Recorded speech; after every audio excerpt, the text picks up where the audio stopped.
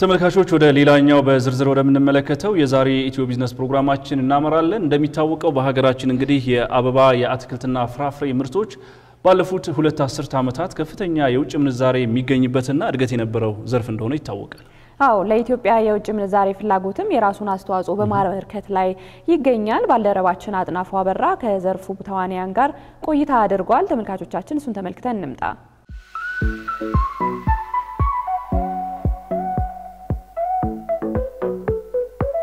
የሀገራችን የአበባ ምርት በተለይ ባለፉት 2 አስርት ዓመታት ከፍተኛ እድገትና ለውጥ ያስመዘገበ እንደመጣ ነው የሚነገረው። ላብነትም በያዝነው ዓመት 2017 ዓመተ ምህረት ባለፉት ወራት ብቻ 365 ሚሊዮን የአሜሪካን ዶላር ገቢ እንዳስገኘ ነው የሚነገረው በሆርቲካልቸር ዘርፍ ማለት ነው። በዛሬው ቢዝነስ ቆይታችንም ወደፊት ያሉትን ተስፋዎች እንዲሁም ደግሞ አሁን ያለውን የገበያ ሁኔታና እስከዛሬ ድረስ የነበሩትን ታሪካዊ ዳራዎች የቃኘን ነው ቆይታ ብናደርገው ከኛ ጋር ሆኖ የአበባ ገበያ ሲዝናል ነው፣ እንደ ወቅቱ ይለያያል። አሁን በዚህ ዓመት ፌብሩዋሪ ቫላንታይን በጣም ጥሩ የሚባል ሲዝን ነው አምራቹ ያሳለፈው። ቆንጆ ተሽጧል። ዲማንድም ነበረ። በጣም ኦልሞስት ከ5 ዓመት በፊት የነበረ ዲማንድ ነው ዘንድሮ መጣ የተባለውና ቆንጆ ነበር። ደግሞ ሜይ ላይ የማዘርስ ዴይ ስለሚኖር ይነሳል ብለን ተስፋ እናደርጋለን። ኢትዮጵያ በተደራጀ መልኩ አበባን ኤክስፖርት ማድረግ ከጀመረች እንግዲህ ያለፉት 2 አስርት ዓመታት የሚጠቀሱ ናቸው። በተለይ ደግሞ ያለፉት 15 ዓመታት በተደራጀ መልኩ ኢትዮጵያ የአበባውን ኢንዱስትሪ ሲሪየስሊ ወስዳ የሀገር ውስጥ ባለሀብቶችን ጨምሮ እንቅስቃሴ የጀመሩበት ያለፉት 2 አስርት ዓመታት ነው ብለን ነው የምንወስደው። አሁን ያለው የገበያ ሁኔታ ከሞላ ጎደል ጥሩ ነው። በዚህ ከአየር መንገድ ጋር ባለው የተለያዩ ዴስቲኔሽኖች እንደ ድርጅትም እየተጠቀመን ነው። የተለያዩ ሀገራቶች ላይ ሰፊ የዴስቲኔሽን ቦታ ስላለው አየር መንገዳችን ካስተመሮቻችንን እያዳረስን ነው።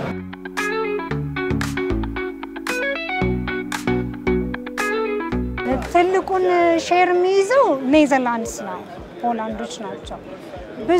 ብዙ አምራቾች ወደ ሆላንድ ይልካሉ። አሁን ሪሰንትሊ ደግሞ ወደ ሚድል ኢስት ይላካል። ተጨማሪ ገዢዎችን ለማስፋት ኤግዚቢሽን በጣም ወሳኝ ነው። የገበያ ትስስሩን ይጨምረዋል። ነባር ገዢዎች ይመጣሉ፣ አዳዲስ ገዢዎች ይመጣሉ፣ ከተለያዩ ሀገራት ይመጣሉ። ስለዚህ ይሄ አንዱ ነው። ሌላው ደግሞ እኛ እንደዚሁ ማርኬቱን እያጠናን ሄደን ገዢዎች በር ድረስ በማንኳኳት ገበያውን ለመጨመር ጥረት እናደርጋለን። እንግዲህ አውሮፓ ትልቁ የገበያ መዳረሻ ነው ለአበባ ኢንዱስትሪው። አውሮፓ ላይ የገበያው የተደራጀ ነው። ኔዘርላንድ ደግሞ የዓለም አቀፍ የአበባ ንግድ ማዕከል ነች፣ ሴንተር ነች። ነገር ግን የኢትዮጵያ አየር መንገድ በአጠቃላይ የሚሄድባቸው ቦታዎች ላይ የኢትዮጵያ ሆርቲካልቸር ምርት ይሄዳል። አበባም አትክልትም ፍራፍሬም እጸጣሙም ጭምር።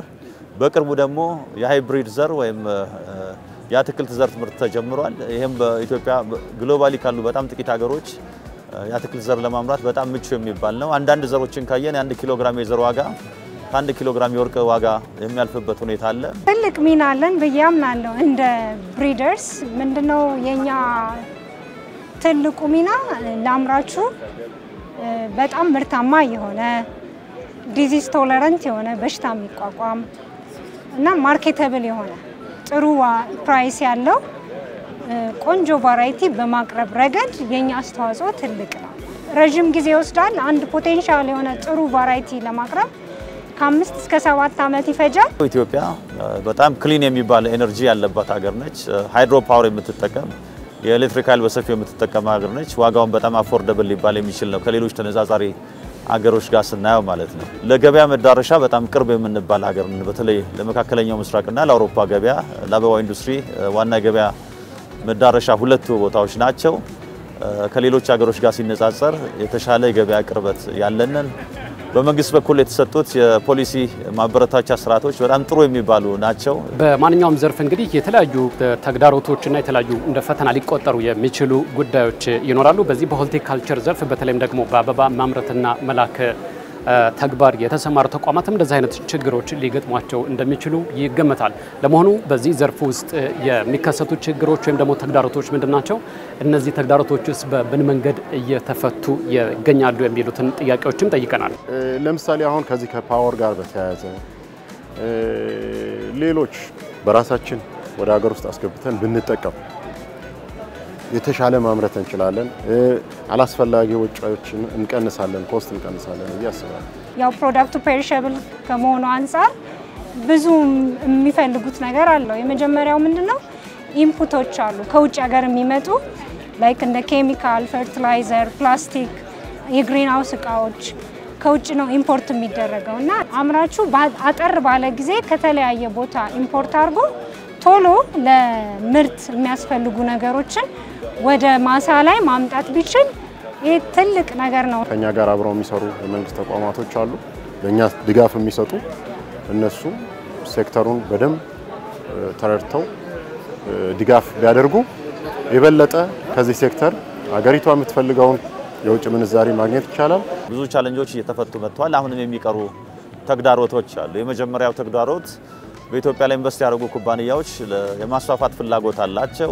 አዳዲስ ባለሀብቶች ኢትዮጵያ ላይ መጥተው ለማስፋፋት ፍላጎት አላቸው። ስለዚህ የመሬት አቅርቦት በተፋጠነ ቁጥር የውጭ ምንዛሪውም የስራ ዕድል ፈጠራውም እየጨመረ ይመጣል።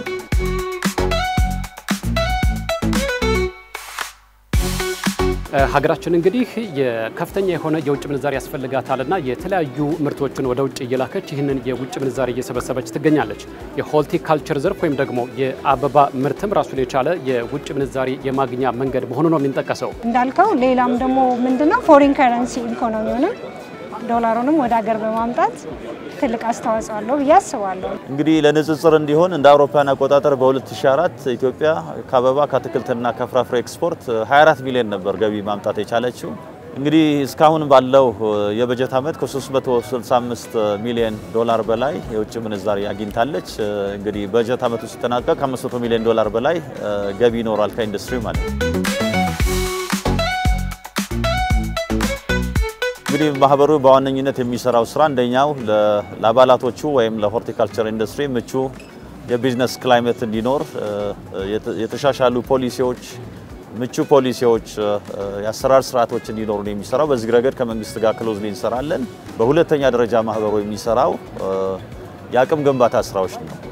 አባላቶቻችን ዓለም አቀፍ ሰርቲፊኬሽን ማለፍ አለባቸው። በተለይ የአውሮፓ ገበያ ላይ ለመግባት አውሮፓ ትልቁ የገበያ መዳረሻ ነው። እነዚህ የስልጠና ስራዎች እና የሰርቲፊኬሽን ስራዎች በዓለም አቀፍ ደረጃ ኢትዮጵያ ላይ ያሉ ኩባንያዎች አሟልተው ተፎካካሪ እንዲሆኑ አይነተኛ አስተዋጽኦ እያበረከቱ ይገኛሉ ማለት ነው።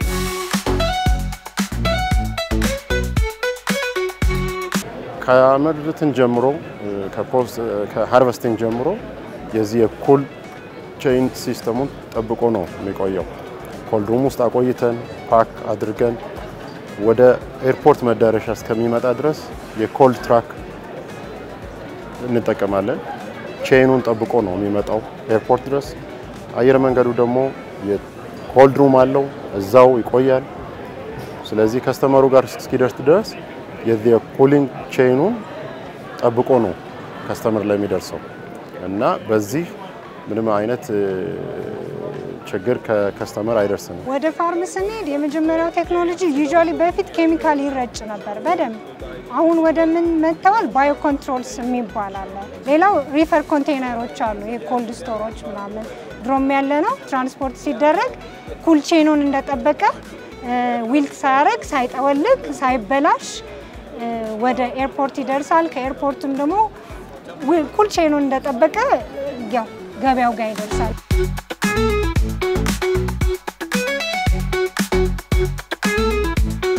በሀገራችን የሚገኙ የቢዝነስ ተቋማት እንግዲህ በርከት ያሉ ሰራተኞችን ቀጥረው በስራቸው እያስተዳደሩና የገቢ ምንጭ መንገድ እየሆኑ ነው የሚገኙት። የሆርቲካልቸር ዘርፉም ይሄ ይጠበቅበታልና በአበባ ዘርፍ ወይም ደግሞ በሆርቲካልቸር ዘርፍ በአጠቃላይ ምን ያክል የሀገራችን ዜጎች የስራ እድል ተፈጥሮላቸዋል የሚለውን ደግሞ ሀሳብ አንስተናል።